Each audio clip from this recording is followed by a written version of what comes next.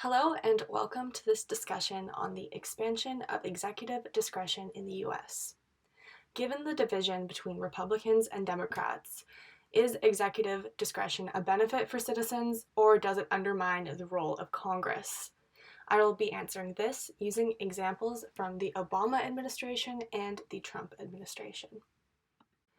The president can exercise their unilateral power through executive order, executive agreements, signing statements, and framing budgets.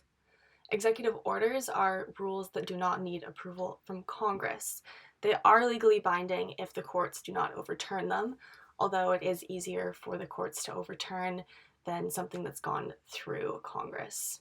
An executive agreement is an agreement between two countries like a treaty, but the agreement is not ratified by legislature.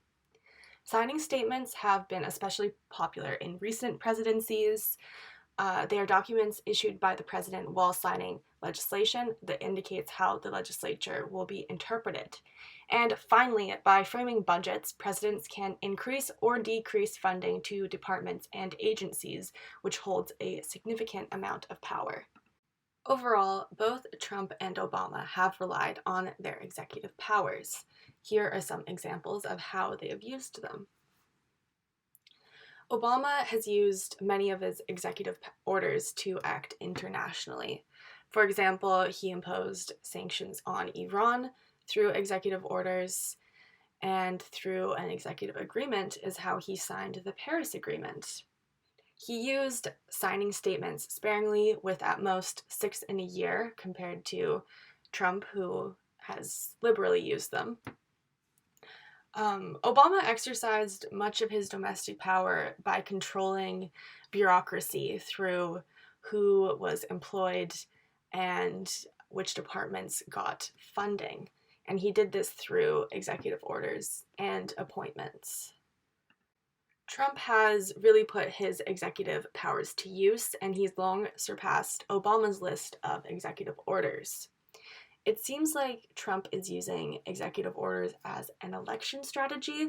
Looking through the most recent orders he's made, just in October, he has established a Trillion Trees Council and a water resource management. This is out of character for his office, who had, in fact, pulled out of the Paris Agreement using this executive power.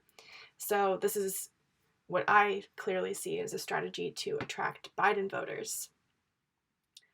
Moving on to an example of Trump's signing statements, an example of how these statements can undermine Congress can be seen in the Nuclear Energy and Innovation Modernization Act. So Trump declined that the Nuclear Commission must submit a budget to Congress so that spending could be monitored, and he also declined that the commission must evaluate whether additional legislative authority is needed in implementing nuclear programs.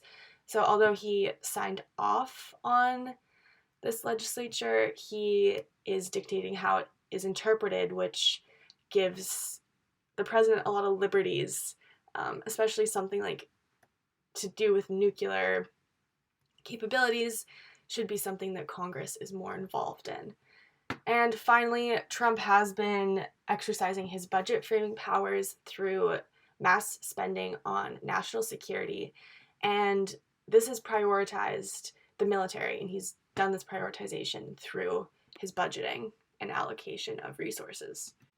Tying into the power of budget framing is the bureaucracy and how presidential power is exercised through bureaucracy, and this is especially powerful domestically.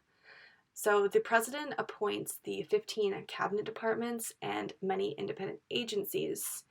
For example, the media predicts that Biden will have one of the most diverse cabinets if elected. And this is a way that presidents can dictate the voices and diversity in bureaucracy, which ultimately impacts the function of bureaucracy. Trump's predominantly white male appointments are surely acting in different interests than Biden's potentially diverse cabinet would.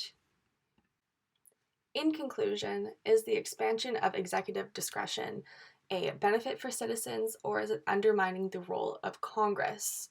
While ideally, presidential powers should be manifested through negotiation and persuasion, using unilateral powers only when Congress is not acting. Executive powers are important for protecting citizens, a famous example being the Emancipation Proclamation. If the president acts rationally, executive actions are a tool that benefits citizens by moving bills past Congress in order to avoid a shutdown.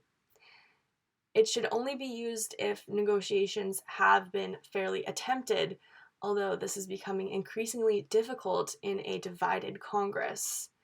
And the issue is presidents such as Trump are not rational, and through executive action, he has the power to control laws and regulations as serious as nuclear courses of action.